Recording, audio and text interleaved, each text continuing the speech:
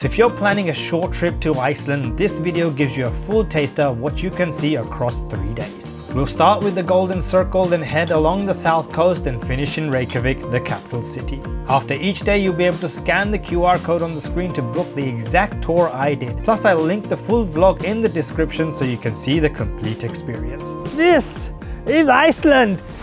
Welcome! Day 1 starts with the Golden Circle, one of the best routes to experience Iceland for the very first time. It gives you a mix of history, landscape, geothermal activity, waterfalls and volcanic scenery, all in one day. The first stop is Þingvellir National Park. This is where Iceland immediately starts to feel different. Snow-covered landscapes, frozen waters, open views and canyons that make you feel like you've stepped into another world. What makes Þingvellir special is that it sits between the North American and Eurasian tectonic plates. So as you walk through the park, you're standing on one of the most geologically unique places in the world. For a first stop, it sets the tone perfectly.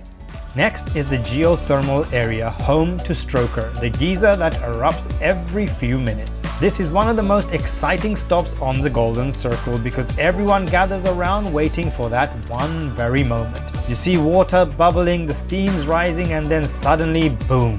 It blasts into the air. It's quick, powerful, unpredictable, and definitely one of those experiences you'll want to capture in your camera. From there, the route continues to Gullfoss, one of Iceland's most famous waterfalls. This is where you'll really feel the scale of Iceland's natural power. You hear the waterfall before you fully see it, and the whole canyon opens up right in front of you. The water crashes down through the landscape, the mist rises, and the view is absolutely breathtaking. It's not just a photo stop, it's one of those places where you stand there for a moment and take it all in. The final Golden Circle stop is the Kerið Crater. This is the volcanic crater with a lake inside, and depending on the season, it can look completely different. When I visited, it was covered in snow, which gave it a dramatic winter feel. But in other seasons, you'll be able to see more of the red volcanic rock and color around the crater. The best part is that you can walk down into it, which gives you the feeling of standing inside a volcanic landscape. If the Golden Circle is on your Iceland to-do list, scan the QR code on the screen to book the exact tour I did. For the full day's experience and travel vlog, check out my Golden Circle vlog linked in the description.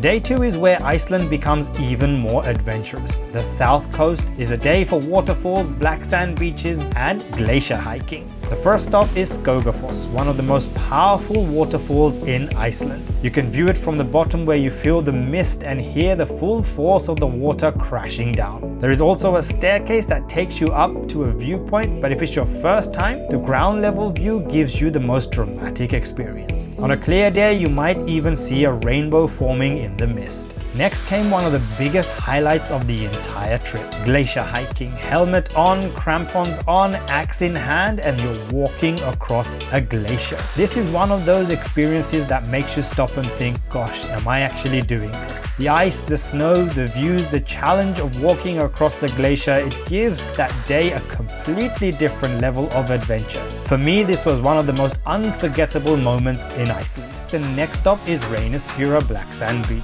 This is one of Iceland's most iconic places. You've got the black volcanic sand, the basalt column, the cave, and the powerful Atlantic waves crashing onto the stone. The waves here are extremely strong, so this is a place where you enjoy the view, take your photos, but keep a safe distance from the water. It feels wild, raw, and dramatic, exactly what Iceland does best. The final stop on the south coast is Seljalandsfoss. This waterfall is famous because during the right season you can actually walk behind it. This makes it one of the most unique waterfall experiences in Iceland. When I visited, the path was closed because of the winter ice, but even from the front the view was stunning. The drop, the mist, the rainbow, the surrounding landscape, it's a perfect final stop for the day. So if you want to book this exact south coast experience just like I did, scan the QR code on the screen right now. For the full glacier hiking experience on the south coast, you can watch my full vlog, which is linked in the description.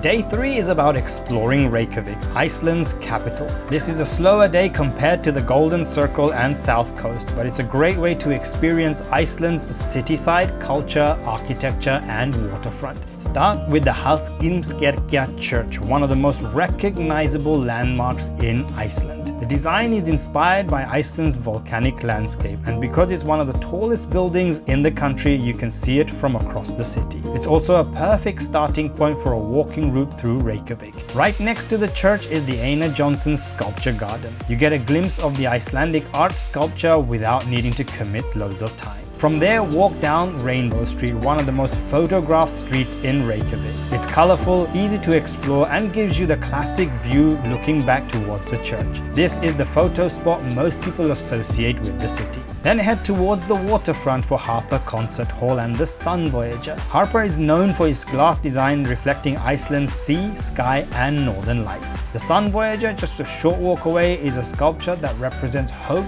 exploration, and discovery. Together, these stops give you a really nice ending to your Reykjavik walk. And finally, if you're visiting in the right season, end your Iceland trip with the Northern Lights tour. There's no guarantee you'll see them, but the whole experience of heading out into the darkness, waiting under the sky and hoping the lights appear is part of the magic. And when the green light finally appears, even faintly, it becomes one of those travel moments you don't forget. Scan the QR code on the screen to book the Northern Lights experience and check out the full capital city vlog that I experienced in the description.